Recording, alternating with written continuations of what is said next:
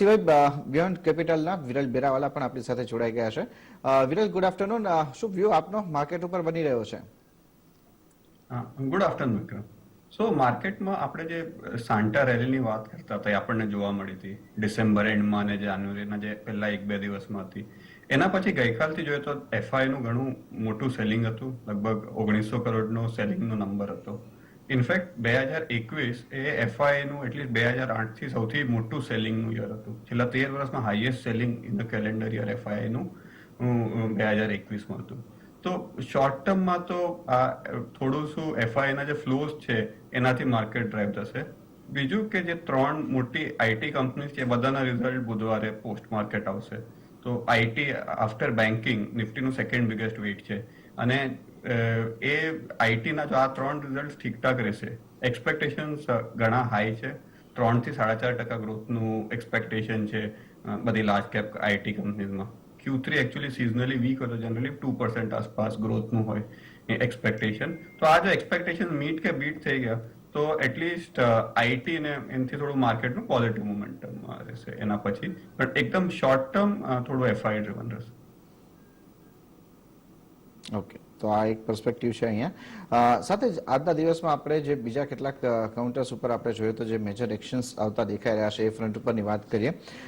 Cement સ્પેસની આપણે વાત કરી રહ્યા હતા. એ સિવાય આપણને બીજું એક આખું વર્ટિકલ છે મેટલ સ્પેસનું, જે આજ આપણને મજબૂત થતું ફરી પાછું દેખાયું છે.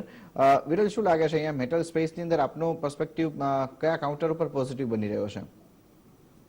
તો મેટલ્સમાં બેઝિકલી હવે ઘણું જે ઓક્ટોબર ટુ ડિસેમ્બર આખું ક્વાર્ટરમાં જ ગ્રેજ્યુઅલી થોડું પ્રાઇસ કરેક્શન થયું હતું. તો હવે મેટલ પ્રાઇસીસ થોડા ઇમ્પ્રુવ થઈ રહ્યા છે. બીજું કે તમે ઓઇલ જુઓ તો ઓઇલ પણ પાછું $80 ઉપર જતું રહ્યું છે. તો આખું જે કોમોડિટી સ્પેસ છે એમાં એક ટ્રેડ બની શકે. અને જનરલી આ જે ચાઇનીઝ ન્યૂ યરને આસપાસ જે ફેબ્રુઆરી આસપાસ હોય છે તો ત્યાંથી પણ થોડું સપ્લાય કન્સ્ટ્રેન્ટ થઈ શકે. તો એના માટે તમે નોન ફેરસ સ્પેસમાં મે બી હિન્ડાલ્કો જોઈ શકો. એલ્યુમિનિયમ એકચ્યુઅલી બે રીતે, એટલે એક તો એના ટ્રેડિશનલ કોમોડિટી પણ છે ને બીજું કે જે ઈવી વગેરેનું પણ જે છે તો એમાં પણ એલ્યુમિનિયમનું જે વોલ્યુમ ગ્રોથ છે એ કન્સિસ્ટન્ટલી સારું રહેવું જોઈએ. આભાર આદિત્ય આ સમગ્ર વિગતો માટે. અને એક વખત વિરલ પણ આપણી સાથે છે તો એમની પાસેથી પણ સમજી લઈએ. એક તરફ ફંડ રેઝિંગ અને બીજી તરફ નવું એક્વિઝિશન, કેવી રીતે આપ આને જોવો છો વિરલ? તો જે ફંડ રેઝિંગ છે એ થોડું ઓપોર્ચ્યુનિસ્ટિક લાગે છે કારણ કે આ બધું ઇન્ટરનેશનલ ફંડ રેઝિંગ કર્યું છે અને ઘણા લાંબા ડ્યુરેશનનું છે, 10, 20 આઈ થિંક 30 યર એ ટાઈપનું છે. તો એ થોડું ઓપોર્ચ્યુનિસ્ટિક ફંડ રેઝિંગ છે અને જે ઇન્ટરેસ્ટ રેટ લો છે એ લોક ઇન કર્યા છે. આ જે એક્વિઝિશન છે એ પહેલું એક્વિઝિશન નથી. તમને લગભગ છેલ્લા 3 વર્ષમાં 12 કે 13 રીઝનેબલ સાઇઝ એક્વિઝિશન થયા છે. તો આ આખું એક sort of string of pearls થઈ જશે આ લોકોનું. હવે આ ડન્ઝો છે તો જે ઓમની ચેનલ છે વિધિન રિટેલ ઓલરેડી સ્ટોર્સ છે લોકોને, ઇન્ડિયાનું સૌથી મોટું રિટેલર ઓલરેડી છે. પણ પછી જે લાસ્ટ માઇલ ડિલિવરી છે કે કઈ કસ્ટમર ઓર્ડર કરે એને જે શોપથી કે જે માઇક્રો વેરહાઉસ કે ઇવન લાર્જ વેરહાઉસથી ડિલિવર કરવું હોય તો એના માટે ડન્ઝો સાથે પાર્ટનરશિપ સારી રહેશે. તો આખું પૂરી ઇકોસિસ્ટમ ક્રિએટ થઈ ગઈ. તો એક સાઈડ જે ફેસબુકે ઇન્વેસ્ટ કર્યું છે તો મે બી એટ સમ પોઈન્ટ વોટ્સએપ કે તમે સોશિયલ મીડિયાથી પણ ઓર્ડર કરી શકશો અને એટ ધ સેમ ટાઈમ શોપ્સથી કે એ લોકો બધા કિરાણા સ્ટોર્સથી પણ ટાઈઅપ કરી રહ્યા છે. તો જ્યાં રિલાયન્સનું પોતાનું વેરહાઉસ નહીં હોય કે પોતાનું શોપ નહીં હોય તો કિરાણાથી પણ ડિલિવર કરશે અને એના માટે ડન્ઝો સાથે હોય તો આખું કસ્ટમરને એન્ડ ટુ એન્ડ એક સર્વિસ મળી શકે. તો ઘણું ઇન્ટરેસ્ટિંગ છે ને લોંગ ટર્મ છે. એટલે આ બધા એક્વિઝિશન્સ છે તો ઇમિડિયેટલી આ બધું કઈ ટાઈઅપ નહીં થાય. આખું છે ટેકનોલોજીનું જે સેટ થતા વાર લાગશે બટ ઇવેન્ચ્યુઅલી લોંગ ટર્મમાં એન્ડ ટુ એન્ડ કસ્ટમરને એક સીમલેસ એક્સપિરિયન્સ મળશે. ઓકે, તો આ એક પોઝિટિવ બાબત અહીંયા આવતી દેખાઈ રહેશે. ચાર્ટ ઉપરનો પણ વેલકમ બેક. આગળ વધીએ. મિતેશ પંચાલ, વિરલ બેરાવાળા આપણી સાથે જોડાયેલા છે અને આપણે હજુ ઇન્ડાઇસિસના ફ્રન્ટ ઉપરના સ્ટોક્સ ડિસ્કસ કરી રહ્યા છે. જે ફ્રન્ટ ઉપર હવે આપણને રડાર ઉપર લઈશું એફએમસીજી કાઉન્ટરને. અહીંયા પણ આજે આપણને એક સારી એક્શન દેખાઈ રહી છે. Q3ના જે બિઝનેસ અપડેટ્સ આવતા દેખાયા એ બાદ આજે આપણને આ બધા સ્ટોક થોડા રિએક્ટ કરતા દેખાઈ રહ્યા છે. ખાસ કરીને ગોદરેજ કન્ઝ્યુમર્સ તરફથી પણ જે પ્રમાણે આપણને અપડેટ્સ આવતા દેખાયા હતા એને લઈને. વિરલ, શું વ્યૂ બને છે આપનો ગોદરેજ કન્ઝ્યુમર્સ અને એ સિવાય આ એફએમસીજી એફએમસીજી સ્પેસ ઉપર? તો ગોદરેજ કન્ઝ્યુમરનો જે તમે જેમ કીધું જે ક્વાર્ટરલી અપડેટ હતું તો એ લોકોએ હાઈ સિંગલ ડિજિટ સેલ્સ ગ્રોથની વાત કરી છે ને પ્રોફિટેબિલિટી માં એટલું ઇમ્પ્રુવમેન્ટ નહીં થવું જોઈએ કારણ કે અનપ્રેસિડેન્ટેડ શું કહેવાય ઇન્ફ્લેશન હતું. તો હજી ઇન્ફ્લેશન જે સેકન્ડ ક્વાર્ટરમાં હતું થર્ડ ક્વાર્ટરમાં થોડું ડાય ડાઉન થયું છે પણ એની જે પ્રાઇસ રાઇઝ લેતા અને એનું આખું જે ઓવરઓલ પ્રોડક્ટ બાસ્કેટમાં પ્રાઇસ હાઇક લેતા ટાઈમ લાગે તો એમાં થોડું ઇશ્યુ રહેશે બટ ઓવરઓલ આ ઘણું પોઝિટિવ છે. બીજું આ જે નવા સીઈઓ આવ્યા એ લગભગ ઓક્ટોબરથી ટેક ઓવર કર્યું છે ને એ લોકોએ પહેલા એમની એક એનાલિસ્ટ મીટિંગમાં પણ આખું સ્ટ્રેટેજી કીધું હતું. તો ગોદરેજ કન્ઝ્યુમર ઇન્ટરેસ્ટિંગ રહેશે. એ લોકોએ ગ્રોથ પર ઘણું ફોકસ કર્યું છે અને જો ગ્રોથ આવશે તો આ સ્ટોક એટલે છે ને સારું રિટર્ન્સ આપતું રહેશે. અને ગિવન એફએમસીજી પેકમાં હજી પણ વેલ્યુએશન્સ તો બધાના જ મોંઘા છે પણ ગોદરેજ કન્ઝ્યુમર થોડું લોઅર સાઈડ પર છે. ઓવરઓલ તમે એફએમસીજી જુઓ તો ટ્રેન્ડ આ જ છે કે મેરિકોએ પણ ક્વાર્ટરલી અપડેટ આપેલું પણ એમાં પણ વોલ્યુમ ગ્રોથ હતું નહીં અને માર્જિન પ્રેશર તો રહેશે. ખાલી જે કન્ઝ્યુમર ફેસિંગ છે એટલે જે રિટેલ સાઇડ છે નોટ રિયલી એફએમસીજી એ લોકોના નંબર ઘણા સારા રહેવા જોઈએ. તો ટાઇટનનું જે અપડેટ હતું એમાં 37% વાય ગ્રોથ હતું ઇન જ્વેલરી અને વોચીસ ને વેરેબલ્સ પણ અરાઉન્ડ 30% હતું. તો અક્રોસ ટાઇટનમાં ઘણો ગ્રોથ છે ને આ બધો ગ્રોથ બે રીતે આવ્યો છે. એક તો નંબર ઓફ સ્ટોર્સ વધ્યા છે લગભગ 9% થી પણ જે ટિકિટ સાઇઝ છે એ ઘણી વધી ગઈ છે. તો સેમ કન્ઝ્યુમર હવે સેમ શોપમાં વધારે ખર્ચો કરી રહ્યો છે અને આ ટ્રેન્ડ એટલીસ્ટ કદાચ અક્રોસ રહી શકે. હવે ડીમાર્ટના રિઝલ્ટ કાલે છે તો એમાં વધુ માહિતી મળશે બટ જે એકચ્યુઅલ કન્ઝ્યુમર ફેસિંગ સાઇડ છે ત્યાં ઘણું કન્સોલિડેશન થયું છે ને ત્યાં નોટ ઓનલી લાસ્ટ યરથી તમે જો 2 વર્ષનું પણ રિઝલ્ટ જોશો જો 2 યર કેગર કહીએ કારણ કે ગયા વર્ષે કોવિડ ઇમ્પેક્ટ થોડું વધારે હતું તો એ પણ બધું મિડ ટીન્સ થી 20% ટાઈપ છે. તો વિધિન કન્ઝમ્પશન જે રિટેલ સ્પેસ છે રિટેલ કે ક્યુએસઆર સ્પેસ એ વધારે ઇન્ટરેસ્ટિંગ રહેશે. ઓકે, તો એફએમસી સ્પેસ માટેનો વ્યૂ અને એમાં જે સ્ટોક આજે આપણને સારા મજબૂત પરફોર્મન્સમાં દેખાઈ રહ્યો છે એ બ્રિટાનિયા અને નેસ્લેનું છે. આજે પીએસયુ બેંક આપણને થોડીક સ્પાર્ક કરતી દેખાય પણ એના આપણને એટલી બધી તેજી આગળ વધતી જોવા ના મળી. કમ્પેરેટિવલી આપણે જોઈએ તો સરકારી કંપનીઝ છે એ મજબૂત થતી દેખાય છે જેમાં આજે આપણને ક્યુઝ પણ હતા એવા કંપનીઝની પેલા વાત કરીએ તો વિરલ ઓએમસીઝ બીપીસીએલ એચપીસીએલ આઈઓસીએલ ઉપર શું ધ્યાન રાખવું બને? લોંગ સાઈડ ઉપરના ટ્રેડ અત્યારે આપણને જે પ્રમાણે બિલ્ડ થતા દેખાયા છે આપનો પર્સપેક્ટિવ અહીંયા પોઝિટિવ બની રહ્યો છે કારણ કે ક્રૂડ આપણે જોઈએ બ્રેન્ટ તો ઓલમોસ્ટ $82 પાર નીકળતું દેખાઈ રહ્યું છે. તો એટલે ક્રૂડનો ભાવ વધશે તો જે ક્રૂડથી જે ડાયરેક્ટ પોઝિટિવ ઇમ્પેક્ટ હશે એ અપસ્ટ્રીમ કંપનીઝ કહેવાય. તો જેમ કે ઓઇલ ઇન્ડિયા, ઓએનજીસી અને ટુ અ લેસર એક્સટેન્ટ ગેલ. તો ગેલ પણ જ્યારે ક્રૂડનો પ્રાઇસ વધે તો ગેલને પણ એના બેનિફિટ થાય. તો અત્યારે જો ધ્યાન રાખવું જોઈએ તો મોર ઓન અપસ્ટ્રીમ કંપનીઝ જેમ કે ઓએનજીસી ને ઓઇલ ઇન્ડિયા રાધર દેન ઓએમસીસ. ઓએમસીસમાં શું થશે કે ભલે પ્રાઇસ હાઇક હશે કારણ કે ઓઇલનું પ્રાઇસ વધે છે તો ઇવેન્ચ્યુઅલી પેટ્રોલ ને ડીઝલના ભાવ વધવા પડશે તો એ થશે પણ થોડું શું લેગ થાય પાછું એમાં જે ઇન્વેન્ટરી ગેઇન્સ ને લોસીસનું છે એનું પણ ઇશ્યુ થાય. બીજું ઓએમસીસમાં એક છે કે બીપીસીએલનું જે સેલ આઉટ હતું એનું પહેલા એક્સપેક્ટેશન હતું કે સપ્ટેમ્બર 21 સુધી થશે. હવે લાગતું નથી કે આ વર્ષમાં આ ફાઇનાન્શિયલ યરમાં પણ થશે તો એ પણ થોડોસો ડ્રેગ થઈ ગયો.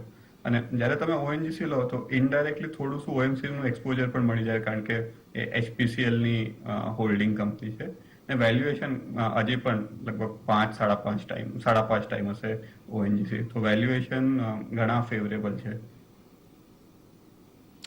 ઓકે, તો આ આપણને ઓએમસીસના ફ્રન્ટ ઉપરનો વ્યૂ અને સાથે સાથે ઇન્ડેક્સીસના ફ્રન્ટ ઉપર આપણે જોઈએ તો જે રેન્જનો કારોબાર છે યથાર્થ દેખાઈ રહ્યો છે. છેલ્લો અડધો કલાક બાકી છે અને બજાર આપણને કોઈ વધારે મોટા મૂવ માટે થઈને તૈયાર થતું નથી દેખાઈ રહ્યું આઈધર સાઈડ નીચેની તરફ કે ઉપરની તરફના. રોકાઈ એક બ્રેક માટે. બ્રેક બાદ મિતેશના બીટીએસટી પણ જોઈશું અને સાથે ડીલિંગ રૂમની હલચલ પણ જોઈશું.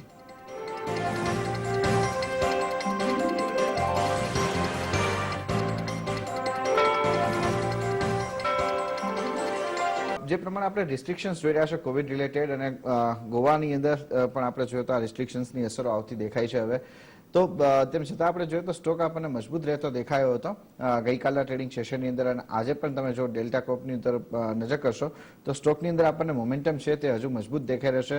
લગભગ 10% ઓપન ઇન્ટરેસ્ટ સાથે અહીંયા આપણને લોંગ સાઇડના ટ્રેડ બનતા દેખાઈ રહ્યા છે. વિરલ, પેલા એક ફંડામેન્ટલ મત આપો, અહીંયા ડેલ્ટા કોર્પની અંદર જે ખરીદદારી દેખાઈ રહી છે, આપ કેવી રીતે જુઓ છો?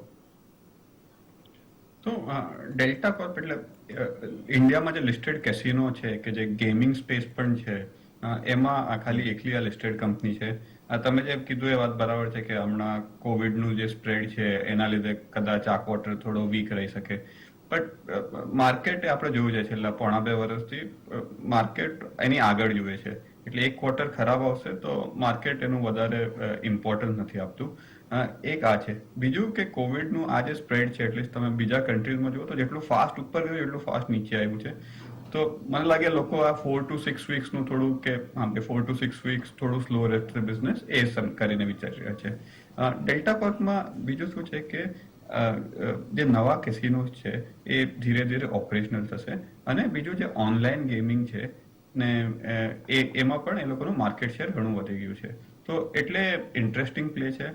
લગભગ 7,000 કરોડ જેટલાનું માર્કેટ કેપ છે, અને સારા વર્ષમાં એ લોકોનું જે ટોટલ સેલ્સ છે એ 1,000 crores પ્લસ ટ્રેડ થઈ શકે. અને તમે જો ઓનલાઈન ગેમિંગ કંપનીના વેલ્યુએશન જુઓ તો એનાથી આનું વેલ્યુએશન ઘણું રીઝનેબલ છે, અને એક્સ્ટ્રીમલી હાઈ માર્જિન બિઝનેસ, એટલે ઓપરેટિંગ માર્જિન 40% પ્લસ રહે ઇન નોર્મલ યર્સ.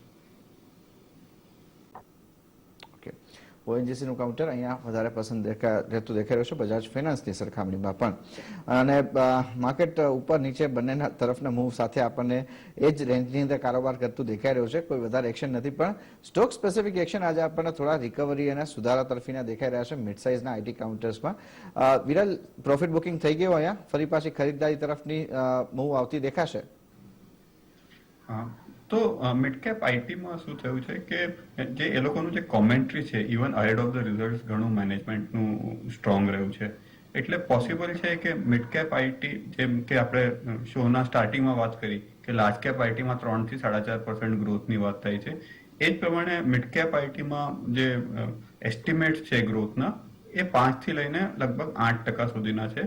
અને મેનેજમેન્ટે પણ અક્રોસ એટલે થ્રુ ધ ક્વાર્ટર જે મેનેજમેન્ટ મિટિંગ થાય ને એમાં પણ ઘણો કોન્ફિડન્સ બતાવ્યો છે. તો મને લાગે આ જે રિઝલ્ટની પહેલાની થોડી પોઝિશનિંગ ચાલુ થઈ ગઈ છે મિડ કેપ આઈટી કાઉન્ટર્સમાં. અને બીજું છે કે જેમ ઓઇલ વધે છે તો ઇવેન્ચ્યુઅલી રૂપી પર પણ પ્રેશર આવશે, તો થોડું શું આખું આઈટી હેજ પણ છે ટુ ઓઇલ પ્રાઇસ વધવા માટે. ઓકે, એ સાથે મિતેશ છે જે અત્યારે મિડ સાઇઝના આઈટી કાઉન્ટરની અંદર અહીંયા મિતેશની પસંદ બની રહ્યું છે, જ્યાં તેઓ ખરીદદારી કરવા માટેની સલાહ પણ આપતા દેખાઈ રહ્યા છે. આ સાથે આગળ વધીએ અને બીજા જે મિડ સાઇઝના કાઉન્ટર્સની આપણે ડિસ્કસ કરી રહ્યા છે તેમાં બીજા જે કાઉન્ટર્સ આજે આપણને મૂવ કરતા દેખાઈ રહ્યા છે. સિમેન્ટ સ્પેસમાંથી ઇન્ડિયા સિમેન્ટનું કાઉન્ટર એક જબરજસ્ત મૂવમાં રહેતું દેખાયું. આ એક જ સપ્તાહમાં તમે જુઓ તો સ્ટોક આપણને 25% સુધી વધતો દેખાયો છે. વિરલ, શું લાગે છે, ઇન્ડિયા સિમેન્ટના ફંડામેન્ટલ્સમાં તો એવા કોઈ મોટા ચેન્જીસ નથી આવી રહ્યા, પણ એક જ સપ્તાહની અંદર સ્ટોક 25% ભાગી ચૂક્યો છે? તો એમાં તો હવે શું કઈ કોર્પોરેટ એક્શન કે એવું કશાનું એસ્ટિમેટ હશે, એના લીધે સ્ટોકની આ મુવમેન્ટ થાય. બટ ઓવરઓલ સિમેન્ટ સેક્ટરમાં જે થયું છે કે નવેમ્બર ઘણો વીક હતો, પણ એના પછી ડિસેમ્બરમાં થોડી રિકવરી આવી છે. એટલે એના લીધે અક્રોસ સિમેન્ટ સેક્ટર થોડું પોઝિટિવ રહ્યું છે છેલ્લા અઠવાડિયાથી. બટ આમાં જે ઇન્ડિયા સિમેન્ટ સ્પેસિફિક કે જે માર્કી ઇન્વેસ્ટર્સ છે એ લોકોએ સ્ટેક લીધો છે, અને એ લોકોનો સ્ટેક પણ લગભગ 20%ની આસપાસ થઈ ગયો છે. તો પોસિબલ છે કે માર્કેટ આમાં કઈ કોર્પોરેટ એક્શન થાય એવું એક્સપેક્ટ કરતું હશે, ને એના લીધે આ સ્ટોક આટલું રેલી કર્યો છે. તો અત્યારે આપણે ઇન્ડિયા સિમેન્ટ માટેનો એ સિવાય શુગર સ્ટોક્સ છે એ પણ આપણને બઝ કરતા યથાવત દેખાઈ રહ્યા છે. સતત ત્રીજો ટ્રેડિંગ સેશન છે જ્યાં આપણને શુગર સ્ટોક્સ મજબૂતી સાથે આગળ વધતા દેખાયા છે. વિરલ, શુગર સ્ટોક્સ અને સાથે સાથે બજેટને રિલેટેડ આપણને એક્શન અહીંયા જે દેખાઈ રહી છે એ પ્રમાણે આપણે ફર્ટિલાઇઝર સ્ટોક્સને પણ ધ્યાનમાં રાખવા જોઈએ. આપનો કોઈ પર્સપેક્ટિવ અહીંયા? તો શુગર સ્ટોક્સમાં બે વસ્તુ છે. એક તો જે શુગરની જે પ્રાઇઝિસ છે એના લીધે એના જે વેલ્યુએશન છે ડિસ્પાઇટ ધ રેલી તમે જુઓ તો નેક્સ્ટ યર ફોરવર્ડ બધા હજી પણ 10 થી 12 ટાઈમ ટ્રેડ થઈ રહ્યા છે. અને બીજું છે કે આમાં જે એથેનોલના લીધે આ લોકોને જે મલ્ટિપલ મળી રહ્યા છે એ થોડાસા બાયો એનર્જી કે ન્યૂ કંપનીઝની તરફના મલ્ટિપલ મળી રહ્યા છે. તો એના લીધે પણ આ લોકોના વેલ્યુએશન્સ ચેન્જ થઈ ગયા ને મને લાગે છે કે આજે આટલા ઘણા વર્ષોની જે ઓર્બિટ હતી આ લોકોની વેલ્યુએશનની એ બીકોઝ આ બધી બાયો એનર્જી એથેનોલ એ બધું થઈ ગયું છે તો એ વેલ્યુએશન્સ જ પરમાનન્ટલી થોડા વધી જશે. ફર્ટિલાઇઝર રેગ્યુલેટેડ સેક્ટર છે અને તમે આગળ શો પર પણ કીધું કે યુપીમાં પણ જે 50% પાવર કટ્સ આપ્યું અગેન એગ્રીકલ્ચર છે. તો ટુ એન એક્સટેન્ટ જે ફાર્મ લોઝ રિપીલ થયા ને એના લીધે જે ફાર્મર્સ સાથે જે અપીઝમેન્ટ સોર્ટ ઓફ જે ચાલુ થયું છે તો એ કન્ટિન્યુ થઈ શકે તો પોસિબલ છે કે ફર્ટિલાઇઝરમાં પણ ગોઈંગ એટલે બજેટ પહેલા મોમેન્ટમ રહેશે ને પોસિબલ છે કે બજેટમાં પણ થોડાસા એન્ડ યુઝર છે એને થોડા કટ્સ કે એવું કંઈ થઈ શકે. પણ એમાં ઇશ્યુ શું છે કે કંપની માટે સારું છે કે નહીં ખબર નહીં. કારણ કે જ્યારે વધારે પૈસા ગવર્મેન્ટથી આવવાનો હોય કંપનીમાં તો એ કંપનીમાં પૈસા અટકી જાય, થોડા લેગ થયા, એના લીધે વર્કિંગ કેપિટલ રિક્વાયરમેન્ટ વધી જાય. તો વોલ્યુમ્સ તો જેટલા છે એટલા છે, એમાં વોલ્યુમ ગ્રોથ વધારે થઈ ના શકે.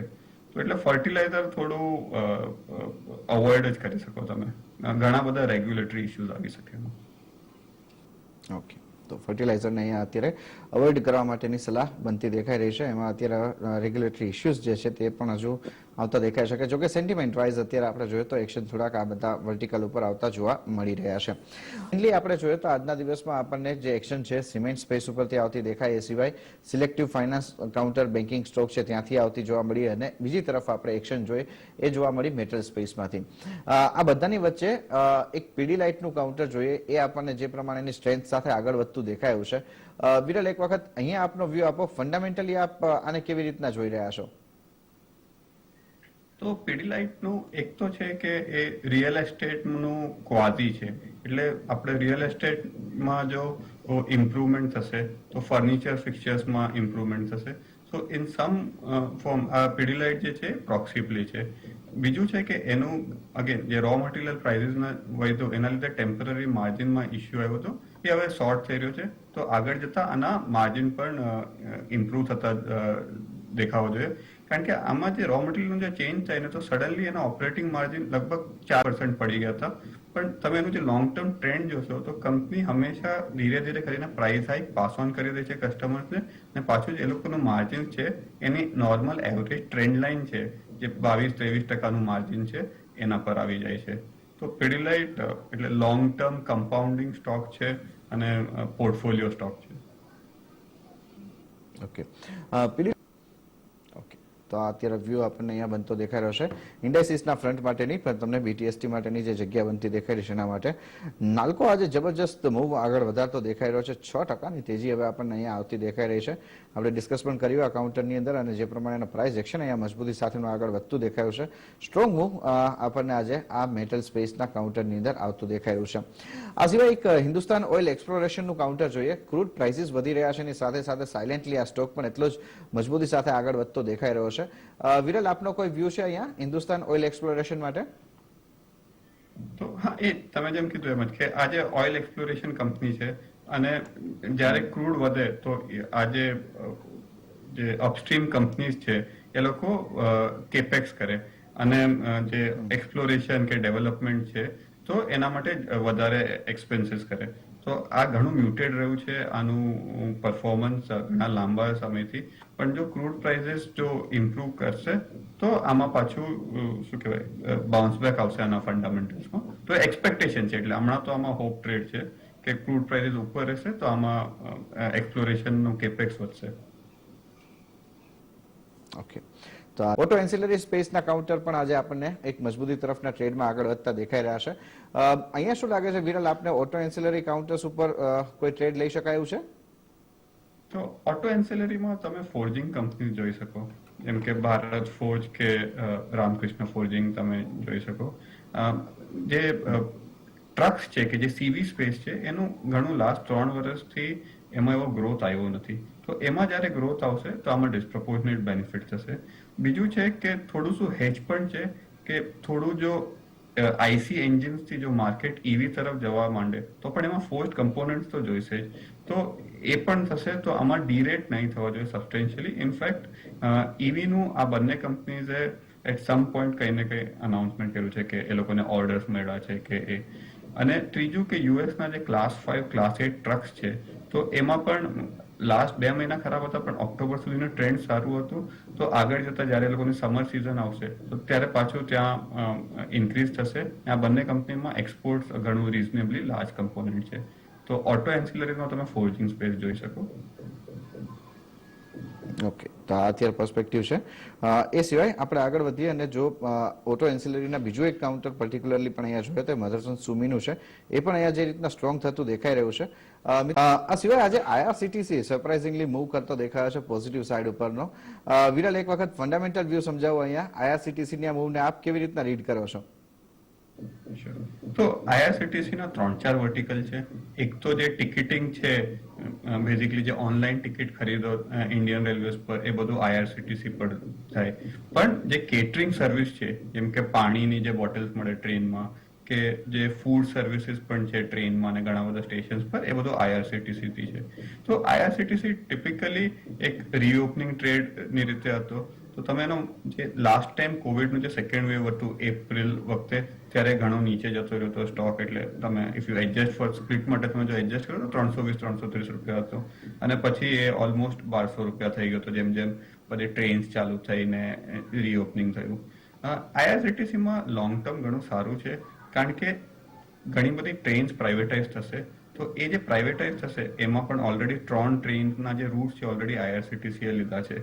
પ્લસ જે ખાવાનું જે છે એની જે રેટ છે એ ગવર્મેન્ટ ફિક્સ કરે, તો એનામાં પણ પ્રાઇસ રાઇઝ મળ્યો છે. તો નોર્મલ યર હશે, આઈ મીન એક્સ કોવિડ જ્યારે પણ હશે, ત્યારે આના જે ફાઇનાન્શિયલ્સ છે એ ઘણા ચેન્જ થઈ જશે. એટલે 2-3 ટાઈમ્સ તમને ચેન્જ જોવા મળશે in profitability in a normal year. તો એ હિસાબે આ ઘણો ઇન્ટરેસ્ટિંગ સ્ટોક છે. ઓકે, તો આઈઆરસીટીસી માટે આપણને વ્યૂ બનતો દેખાઈ રહ્યો છે. આ કાઉન્ટરને અવોઇડ કરવું વધારે હિતાવહ રહેતું દેખાઈ રહ્યું છે અપોલો ટાયર્સના ફ્રન્ટ ઉપર. માર્કેટ બંધ થવાને 2-2.5 મિનિટ જેટલો સમય બાકી છે અને આજે આપણને ફરી પાછી એક્શન જે છે તે ઇન્ડિયાબુલ રિયલ એસ્ટેટના કાઉન્ટરમાં પણ આગળ વધતી દેખાય છે. જે પ્રમાણે સ્ટોક અત્યારે આપણને 5% મજબૂતી સાથેનું ક્લોઝિંગ આપતો દેખાઈ રહ્યો છે. વિરલ, આપનો વ્યૂ અહીંયા લોંગ સાઈડ ઉપર બની રહ્યો છે? તો ઇન્ડિયાબુલ્સ હવે આનું જે લાસ્ટ મુવમેન્ટ આવ્યું છે એ કે સમીર ગેહલોતે હવે નો લોંગર પ્રમોટર છે, એ ક્લાસિફાઈ થઈ ગયા છે એઝ પબ્લિક, અને એમ્બેસી ગ્રુપ છે એનું એક રીતે ટેક ઓવર કમ્પ્લીટ થઈ ગયું છે. તો આનામાં મોટું વ્યૂ લેતા પહેલા એકચ્યુઅલી જે કન્સોલિડેટેડ ફાઇનાન્શિયલ્સ છે એ જોવા પડશે કે ઇન્ડિયાબુલ્સનું પ્લસ એમ્બેસીનું બિઝનેસ લગભગ 2/3 60-65% જે વેલ્યુ આવશે એમ્બેસીના બિઝનેસથી આવશે.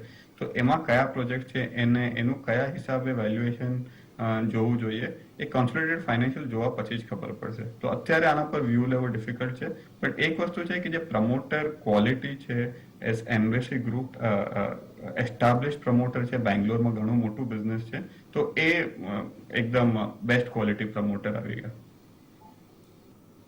ઓકે, તો આપણે જ વિરલ અને મિતેશ, ઘણો આભાર આપ બંનેનો સમય ફાળી આ સમગ્ર ચર્ચામાં અમારી સાથે જોડાવા માટેના સમગ્ર વિગતો માટે. અને સાથે જ હાલ ક્લોઝિંગ બેલમાં પણ બસ આટલું જ. આગળ અપડેટ માટે આપ જોડાયેલા રહો CNBC બજાર સાથે. નમસ્કાર.